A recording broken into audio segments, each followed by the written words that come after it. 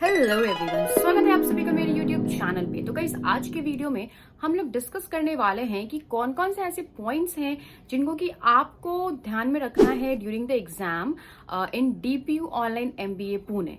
जब आप डीपीयू में एग्जाम दे रहे हो तो कौन कौन से ऐसे पॉइंट्स हैं जिनको आपको ध्यान में रखना है एग्जाम देने के टाइम पे, उसके बारे में आज हम लोग पूरा वीडियो में डिस्कस करने वाले हैं और बहुत ही ज्यादा डिटेल में पॉइंट वाइज डिस्कस करने वाले हैं। तो अगर जो भी मुझे क्वेरीज आ रहे थे कि मैम एग्जाम कैसे होता है, किन किन चीजों का ध्यान रखना है, प्रॉक्टर्ड बेस होता है या नहीं होता है, वो सारी चीजों को ना हम लोग आज के वीडियो में डिस्कस करेंगे एक एक करके और बहुत ही प्रॉपर्ली डिस्कस करेंगे। तो वीडियो को बिना डिले किए हुए स्टार्ट करते हैं। बस एक चीज आपको बताना है कि अगर आप लोगों को कोई भी क्वेरी आ रही है, बिकॉज मुझे कमेंट्स आते हैं रिलेटेड टू बहुत सारे क्वेरीज जहां पे लोगों को एडमिशन का भी प्रॉब्लम होता है, साथ ही साथ एडमिशन के बाद के प्रोसेस का भी प्रॉब्लम होता है, तो उन सारी चीजों के लिए आप लोग मेरे को कॉन्टैक्ट कर सकते हो। नंबर आप लोग को यहाँ पे दिख जाएगा, यहाँ पे आप लोग मेरे को मैसेज करो, उसके बाद वहां पे मैं आप लोग के साथ कनेक्ट करूंगी, फिर वहां पे हमारी बातचीतें होंगी और उससे आपका जो डाउट है वो आपका क्लियर हो जाएगा।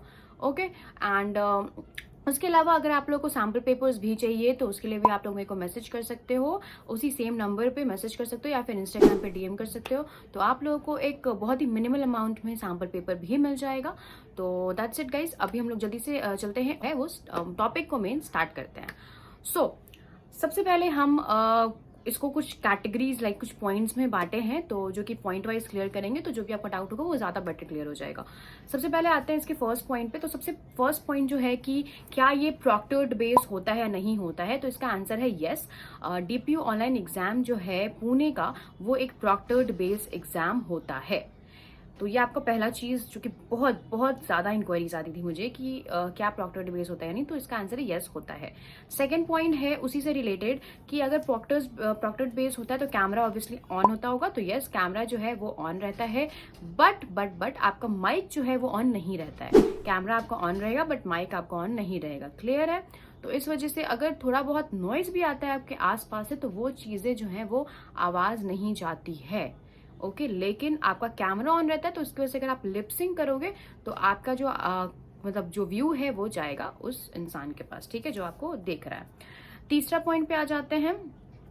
जो पोर्टल है आपके एग्जाम का, उस पोर्टल पे जब आप जाओगे एग्जाम देने के लिए, जो कि आपको डीपीयू प्रोवाइड करेगी वो पोर्टल, उस पोर्टल पे मैं वीडियो बनाने की कोशिश कर रही हूँ बट थोड़ा मुझे अभी प्रॉब्लम आ रहा है कुछ चीज़ों की वजह से, तो वो मैं अभी नहीं बना पा रही हूँ, but I am trying my best कि मैं उसके ऊपर बना के लाऊं, बिकॉज उससे आप लोग का बहुत हेल्प हो जाएगा। बट वही जो रीज़न है कि कुछ मतलब प्रॉब्लम्स आ रहा है जिसकी वजह से मैं बना नहीं पा रही हूँ, तो वो जब सॉर्ट आउट हो जाएगा तो वो वीडियो मैं लेके ज़रूर आऊँगी, इसी चैनल पे लेके आऊँगी। आप लोग उस वीडियो को देखना, आपको एकदम क्लियर हो जाएगा। और जो पोर्टल है बेसिकली उस पर जब आप एग्जाम दोगे तो उसके पास उस टाइम पे आपके पास बहुत सारी चीजें होती हैं, लाइक फाइल अपलोड का ऑप्शन होता है। बहुत स्टूडेंट ऐसे होते हैं, बहुत इंपॉर्टेंट पॉइंट है, इसको ध्यान देना। बहुत स्टूडेंट ऐसे होते हैं जो बोलते हैं कि अगर हम डिस्क्रिप्टिव वाला आंसर्स लिखेंगे तो मेरे पास दो ऑप्शन होता है, एक हम टाइप कर सकते हैं उसको लैपटॉप पे और दूसरा हम उसको कॉपी में लिख के उसका फोटो लेके अपलोड कर सकते हैं, ठीक है। ऑप्शंस आपके पास दोनों ही होता है डीपीयू ऑनलाइन एग्जाम में, but point to be noted कि जो आपका फाइल अपलोड वाला ऑप्शन होता है इसको डीपीयू जो है वो एक्सेप्ट नहीं करती है, ठीक है। मतलब जो पोर्टल है, जो एग्जाम का वेबसाइट है, एग्जाम का एक अलग वेबसाइट होता है जो कि डीपीयू आपको प्रोवाइड करेगी, उस एग्जाम के वेबसाइट पे ये ऑप्शन अवेलेबल है कि आप फोटो क्लिक करके अपलोड कर दो, बट डीपीयू ये चीज को बंद करके रखी है। अगर आप ऐसा करते हो तो उस केस में क्या होगा कि आपको वार्निंग्स आने लगेंगे, ठीक है। अगर आप जैसे ही क्लिक करोगे फाइल अपलोड वाले टैब पे और वहां पे आपको वार्निंग आने लगेगा, और वार्निंग का मतलब है कि वो चीज अगेन प्रॉक्टर जो है उसके दिमाग में ये चीज आपको क्रिएट करके देगा कि मतलब प्रॉक्टर के दिमाग में ये चीज चलेगा कि इंसान कुछ चीटिंग वगैरह करिए। तो इसलिए ये चीज को क्लियर रखना कि आप मतलब वार्निंग से बचो, ठीक है। तो उसके लिए आपको नो फाइल अपलोड करना, तो कोई फाइल आप मत अपलोड करो, आप अपनी कोशिश करो कि आप लिख लो। अपना टाइपिंग स्पीड आप बढ़ा सकते हो, जैसे एग्जाम जब दोगे तो एग्जाम के 10 दिन पहले से अपना लैपटॉप पे लिखना शुरू करो और टाइप करना शुरू करो, तो उससे क्या होगा कि आपको टाइपिंग स्पीड जो है वो बढ़ जाएगा। तो ये चीज का आपको ध्यान रखना है कि आप फाइल अपलोड नहीं कर सकते हो, इवन दो आपके पास ऑप्शन है फिर भी, क्योंकि इसको डीपीयू एक्सेप्ट नहीं करती है। चौथा जो है वो है कि नो बैक बटन या एस्केप बटन प्रेस करने के लिए, जैसे कि आपके पास ऑप्शन होता है लैपटॉप में या कंप्यूटर में साइड में ESC दबा के, उस बटन को आपको क्लिक नहीं करना है। अगर आप गलती से भी क्लिक हो जाता है तो उस पर आपको अगेन वार्निंग्स आने लगेंगे। वार्निंग का मतलब होता है कि जो भी इंसान है जो आपको देख रहा है वो सतर्क हो जाता है इस चीज़ को देखे कि वो कुछ ना कुछ कर रहा है ऐसा कांड। तो इस वजह से वार्निंग्स आने लगे, भले आप चीटिंग करो या नहीं करो, बट ऐसा टैब्स मैं आपको बता दे रही हूँ कि ये सारी चीज़ें दबाने से प्रॉब्लम आपको हो सकता है। तो आप एस्केप बटन मत दबाना या फिर कोई भी बैक वाला की प्रेस मत करना, उससे आपको वार्निंग्स आने लगेंगे। ये भी बहुत इंपॉर्टेंट पॉइंट था। नेक्स्ट पॉइंट पे आ जाते हैं। नेक्स्ट है आपका कि जब एग्जाम में आप अपने आंसर्स को सबमिट कर रहे हो, लाइक सपोज आपका एग्जाम शुरू हुआ 7 बजे शाम में and you are suppose to submit the answers by 9:30, ठीक है। तो उस केस में 9:15 से मैक्स टू मैक्स 9:20 तक आप कोशिश करो कि आप अपने आंसर को सबमिट कर दो।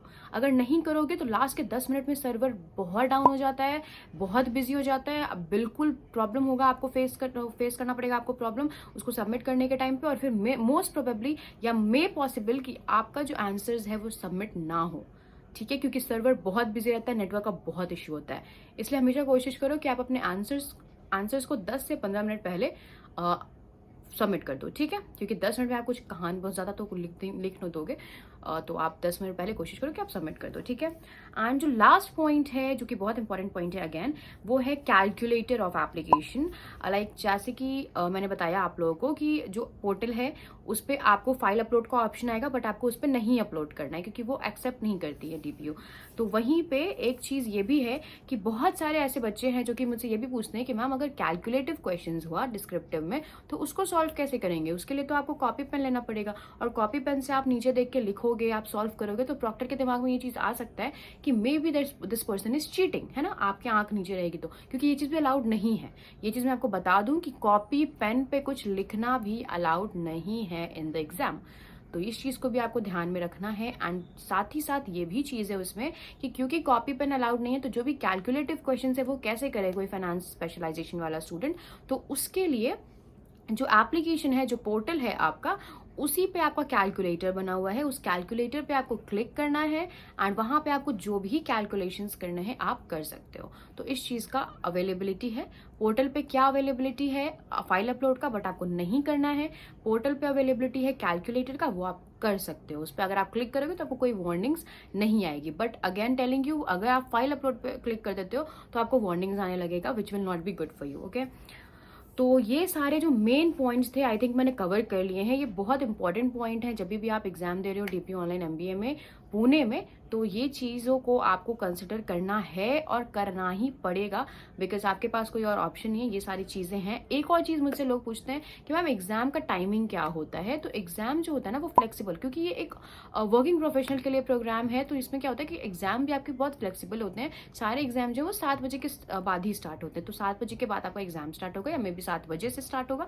2 से 2.5 घंटे का एग्जाम रहता है, आप आराम से उसको दे सकते हो, आपको इशू नहीं होगा, ठीक है। तो आई थिंक कि अभी जिसका भी जो भी मुझे कमेंट्स में एग्जाम के रिलेटेड जो भी डाउट्स पूछ रहे थे उनको अभी क्लियर हो गया होगा। बहुत लोगों ने मुझे मैसेजेस भी किए, बहुत लोगों ने मुझसे सैम्पल पेपर भी परचेज किया, उस ड्यूरेशन में भी मुझसे बहुत लोगों ने ये क्वेश्चन किया। तो guys thank you for supporting me and asking these question from me, ताकि इससे मेरा भी डाउट क्लियर हो जाता है, मुझे आइडिया भी मिल जाता है कि मैं किस तरीके का वीडियोस बनाऊं और आप लोगों के लिए लेके आऊं। And the most important thing is कि thank you for believing in me, कि आप लोगों ने इतना बिलीव किया, इतना ट्रस्ट किया, मुझे सैम्पल पेपर मुझसे परचेज कर रहे हो, उसके लिए आप लोग मुझे इतना अमाउंट भी पे कर रहे हो, तो thank you so much for that. And that's it. Again कोई वीडियो अगर आपको चाहिए, कोई अच्छा टॉपिक पे आपको चाहिए कि मैं उसके ऊपर वीडियो बनाऊं, तो आप लोग प्लीज़ उसको मुझे कमेंट पे मेंशन करना। और अभी मैं अच्छी अच्छी वीडियोस लेके आ रही हूँ, तो आप लोग का काफ़ी हेल्प हो जाने वाला है। चलिए फिर वीडियो को यहीं पे एंड करते हैं, मिलते हैं एक नई वीडियो में एक नई टॉपिक के साथ। तब तक के लिए बाय बाय।